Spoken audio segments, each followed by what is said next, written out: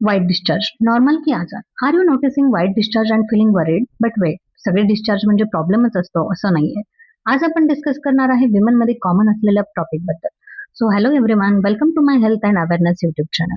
So white discharge, ज्याला medical language मध्ये leucorrhoea म्हणलं जातं. या व्हिडिओमध्ये मी तुम्हाला 5 सतत विचारल्या जाणाऱ्या प्रश्नांची उत्तरं देणार आहे. Question number 1, white discharge normal आहे की नाही? नॉर्मल व्हाईट डिस्चार्ज कसा असतो? व्हाईट डिस्चार्ज का होतो? आपल्याला होणारा डिस्चार्ज इन्फेक्शनचे साईन असू शकतो का? प्रिकॉशन साठी काय करता येऊ शकतं? फर्स्ट इम्पॉर्टंट थिंग, थोडंसं व्हाईट डिस्चार्ज होणं हे कम्प्लिटली नॉर्मल आहे, specially before periods, ovulation time, during pregnancy. पण आपल्याला कसं कळणार हा डिस्चार्ज नॉर्मल आहे या नाही?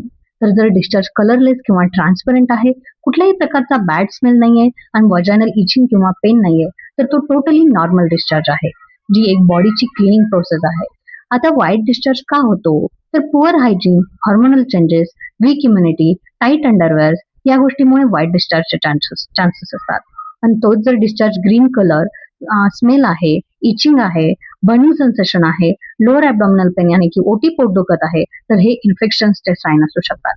So don't panic but don't ignore इधर. आता प्रिकॉशनसाठी काही टिप्स.